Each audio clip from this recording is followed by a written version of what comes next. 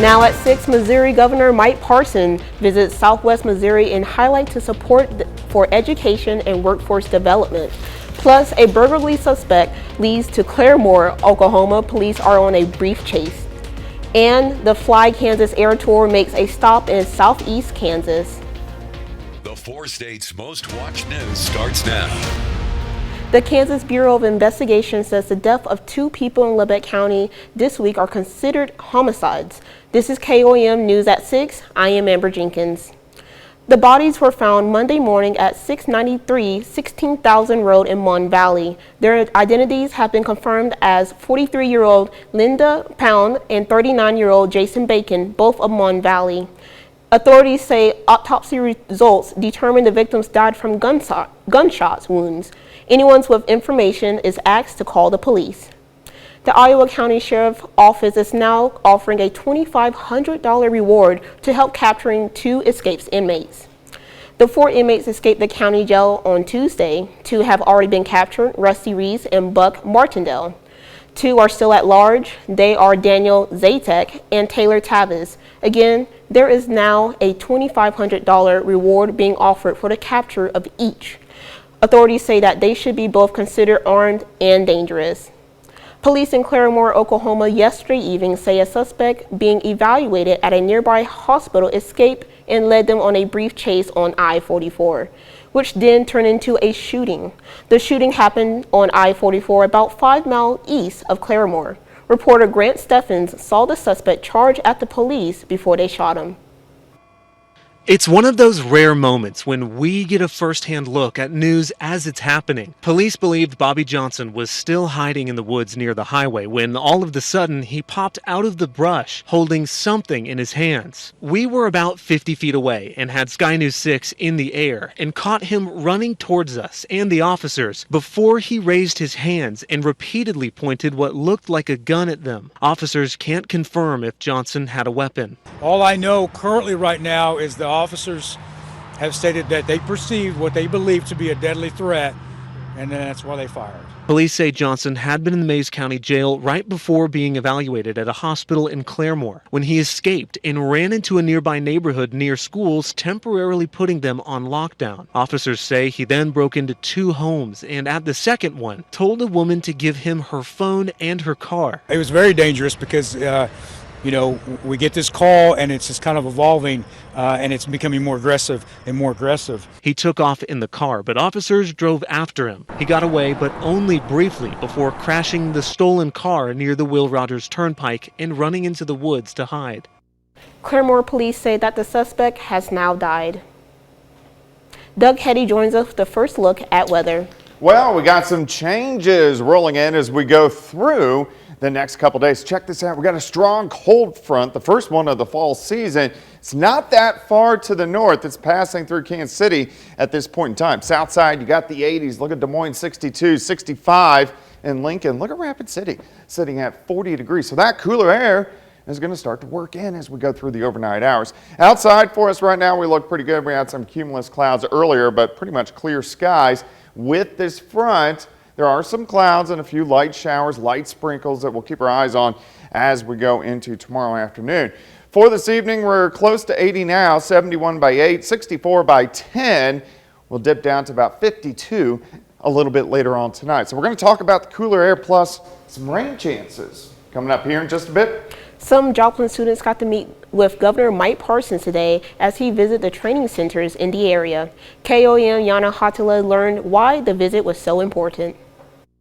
Missouri Governor Mike Parson got the chance to tour technology centers in Joplin. The governor says these centers are important as the state has over 100,000 job openings. The quicker these students get out, they get their training, get their certificate, the quicker they go in the workforce. So it's always fun to come down here and you see good things happening. Parson says since the state is in good financial shape right now, they should invest in communities and workforce. It's a great opportunity for businesses to expand, for new businesses to come here, which we're seeing.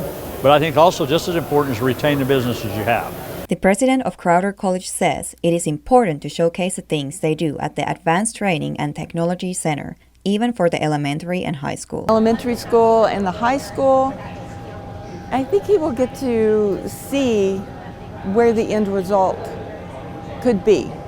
and hopefully share with those students what their future is. Crowder College. Students at Joplin High School got to talk with the governor himself. Really emphasizing that point of how important our education is. I mean, he did that up here as well, but even then he was telling us this is great, and we're really fortunate to go to a school that has this many programs. The governor says the students he spoke with know what they want to do after graduation. More focused on, hey, I got to figure out what my profession's going to be before I get out of high school. And I think you've seen that throughout the day, which is a good thing. These young people taking it on themselves to make those decisions. So I always think that's a good sign for the future of the state of Missouri. In Joplin, Janna Haudala, KOAM News. The governor says that because the state is in such good financial shape, support for training centers is higher than ever before. R.E. Smith Construction in Joplin is celebrating their 70th anniversary. The construction company was established in 1952 and started from a small carpentry and residential construction company to one of the leading general contractors in the 4 states. The celebration marks more than 8,000 projects in more than 8 states. We couldn't have done it without our employees. They're the backbone of our business. And we have a lot of career employees with us this year. We've had and still have career employees that have never worked anywhere else. We have from our skilled workers in the field to our office management staff. But they're the backbone of this business, and that's why we're as successful as we are. The celebration was at their main location, and it lasted until 6 p.m. Still ahead, the Fly Kansas Air Tour stops in southeast Kansas. Plus, the city of Pittsburgh shows off their new pickleball courts. Roughly 30 planes landed at Pittsburgh-Atkinson Municipal Airport for the Fly Kansas Air Tour.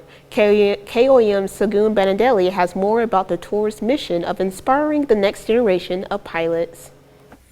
The Fly Kansas Air Tour is a 3-day, 9-city celebration of aviation. Pittsburgh is the second stop on the statewide tour. I really like the planes around here. They look cool and you get to learn about the planes and stuff. Over 200 fifth graders from the Pittsburgh School District met the pilots, learned about aviation, and got to see what it was like from the pilot's seat. That goes up. Pull back goes up. It's actually like being able to see everything inside the plane. It's really cool being able to sit in the seat because the seats are pretty comfy. Mike Olsen, a pilot and a civil engineer, says kids are the reason he does the tour. Well, I enjoy when the kids do climb into the airplane and get to move the controls and experience it and really see and touch what flying is like. Olsen says his goal is to inspire anybody who wants to learn to just go for it. Just like to emphasize is that anybody can do this. You know, if you make up your mind, you can learn to fly right here. You can go fly, and you can go fly for airlines or charter pilots or air ambulances, whatever you choose and how you want to make a difference. A lot of people don't realize how accessible aviation is in Kansas. And if you want to do it, if you want to fly, it's certainly available. In Crawford County, Shagun Bamdele, KOAM News. The Fly Kansas Air Tour will end on Saturday in Junction City Municipal Airport. The city of Pittsburgh showed off their new pickleball courts with a ribbon cutting today. The courts were formerly tennis courts at Four Oaks, but they made the decision to resurface the court and change the nets to pickleball nets. There are still some upgrades to be made at the courts as well. We want to kind of tame down the fence look here, lower some of the fences, put new fence in. The backboards behind me will need replaced, repainted, new lighting, and then probably some shade structures with some seating for the people waiting to play. Kansas Crossing donated $10,000 towards the new courts. The court was originally built in 1972. A little bit later, we'll hear from the Pitt State Gorillas on their upcoming matchup against Northwest Missouri State. Plus, cooler temperatures working in as we go through the overnight hours tonight. We're going to talk about that coming up.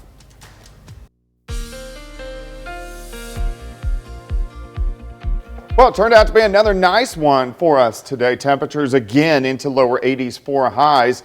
A little bit cooler than what we've had over the past couple days as a weak cold front shifted through yesterday evening, but it looks pretty good right now. Here's a nice shot. Lander Chevrolet Cadillac of Joplin, right on the southeast side of the city. We're looking at east and westbound traffic of I-44. All right, so we're going to start to cool down as we go through the next couple days, but we need some rain. We need it bad. The very top of the scale, exceptional drought now expanding into southwestern Missouri, pretty much takes over southeastern Kansas. In the red, you have an extreme drought, really the entire four-state area, except once you get down a little bit better near Table Rock Lake. But we need some rain. We don't have much in the forecast. We have a little bit, which is good, so we'll keep our fingers crossed. 79 in Stockton, 77 in Miami, it's 83 in Chanute.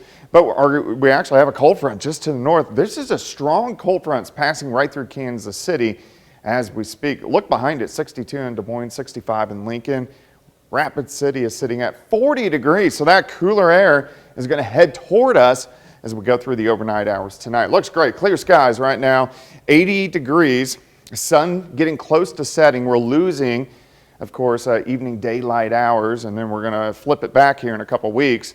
As we go through the evening, 76 at 7, midnight 61, 55 at 6 a.m. I think overnight lows are going to be right around 52 a little bit later on tonight. Had a few cumulus clouds this afternoon. You can see a few mid and upper level clouds, northeastern parts of Oklahoma. Besides that, we look pretty good. Now look at the front. You can see a few isolated little showers, northeastern parts of Missouri. I think we'll stay dry, but this little batch of showers could give us some sprinkles, maybe a random shower by the time we head into tomorrow afternoon. Let's go through time. We'll stop at midnight. Our front is working in. Temperatures near 60. The front passes through by morning. We'll drop into lower 50s, even upper 40s in our northern counties.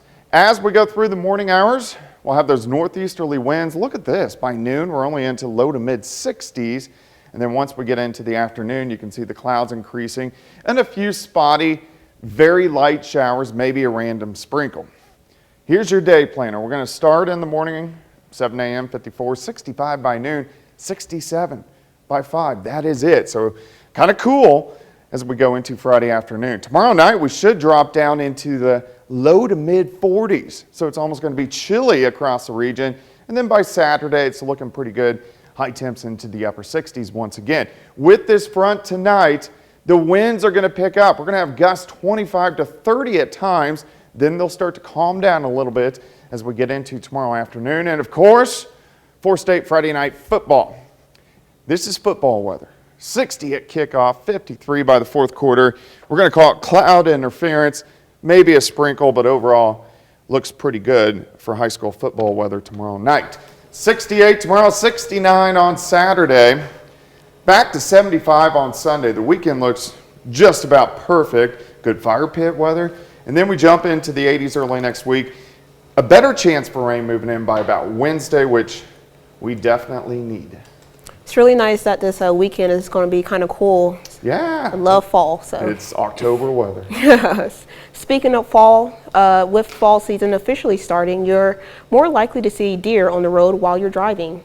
The state of Missouri is ranked 14th in the nation for potential crashes involving deer. The Kansas Department of Transportation says that even though deer can be seen on the highways throughout the entire year, drivers should still be cautious, especially in the fall. The Cherokee County Sheriff says seeing only one deer on the side of the road does not mean you're clear. Begin with, if there's not oncoming traffic, drive with your bright lights on, especially in the dawn and dusk time frames of the day. Scan the road ditches, look for eyes in the ditch, and always assume if you see one deer that there's more deer close by. So just use caution, lower your speeds, and travel safely. The fall lands near mating season for deer, which makes them more active throughout all times of the day.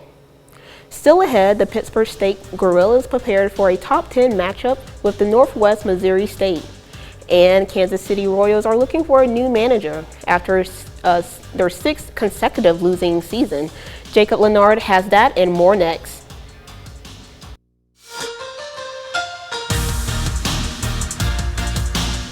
This week is a big week for the Pittsburgh State Gorillas. The Gorillas host a top 10 matchup this weekend, aiming to stay undefeated against Northwest Missouri State. Now, the Gorillas, 5-0, ranked 7th in the country. On the other side, Northwest is 4-1 and sits at number 9 in the latest national rankings. It's going to be a great atmosphere in Pittsburgh. Seats have already sold out, and PSU has started selling standing room only tickets for Saturday afternoon. We've used some social media to, challenge our fans to get to the game by 1:40, be in their seats and get there and start that atmosphere, right at kickoff and to be loud, be as loud as they've ever been in Carney Smith Stadium. So if we can do that, then that home field advantage certainly is there and will be important for us. I think that's really what we should get every week, honestly. This is a big week for us, for the community. I expect it to be loud. I'm excited, though. I'm excited that we're going to have a crowd like that. I think it's going to be great for our atmosphere. Last year was pretty loud on that last drive. I could barely hear in their stadium.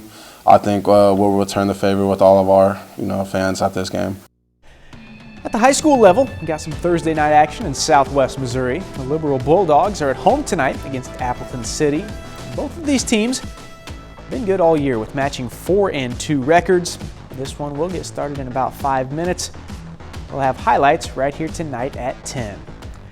Well, this week is rivalry week for the Kansas City Chiefs. The Chiefs host the Vegas Raiders in Week 5, playing on Monday night. And Kansas City 3-1 this season after going on the road and beating the Buccaneers last week. And the Raiders, meanwhile, are 1-3, coming off their first win of the season. And Kansas City has dominated this rivalry lately, winning 13 of the last 15 meetings. Still, though, these division rivalry games, never easy.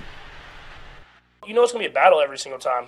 It's going to be both teams trying to play their best football. It's a true rivalry. We know that it doesn't matter what the records are. You're going to go out there and play. It's going to be a dogfight. And they got a great football team. I mean, their record, they don't have the best record, but every game they've been in the game or been leading the game at certain points. So we understand it's going to be a great challenge for us. And especially Monday night at Arrowhead, we want to go out there and find a way to win. The Kansas City Royals wrapped up their season yesterday with a 9-2 loss to the Cleveland Guardians. And just hours later, the Royals announced their parting ways with manager Mike Matheny. And Matheny joined the Royals prior to the 2020 season, spent 3 years in Kansas City with 165 wins, 219 losses. And they were 65-97 this year, finishing with a losing record for the 6th consecutive season. Also, big news tonight, the Colts play the Broncos.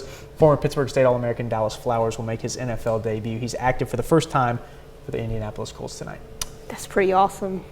That's it for sports. We'll be right back after this. Now we take time to honor a local veteran. Melvin Worley of Mines, Missouri. Worley served from 1942 to 1945 in the South Pacific. He fought during World War II and received a medal for his good conduct. Melvin Worley, we thank you, our 4th state hero. Here's a look at what's coming up on KOAM News at 9 on Fox 14. Crews are slowly restoring access to some of the harder hit areas of Southwest Florida after Hurricane Ian. Officials warn the rebuild could take years. Also, President Biden says he's weighing what to do about the gas prices after OPEC rebuffed his summertime request to pump more oil. And we're learning more about the American response to North Korea's latest missile launch and aerial war games. That and much more tonight on KOAM News at 9 on Fox 14. Well, looks pretty good for us tonight. We're going to be dropping back into the lower 50s. Cold front is rolling through 68 tomorrow, 69 Saturday. And pretty good for Friday night high school football. I'm looking forward to that. Colts Broncos tonight. If there's one reason for 4 state fans to watch, former Pittsburgh State All-American Dallas Flowers makes his debut tonight for Indianapolis. Good. Thanks for watching. We'll see you right back here at 10. Let's make it a great evening.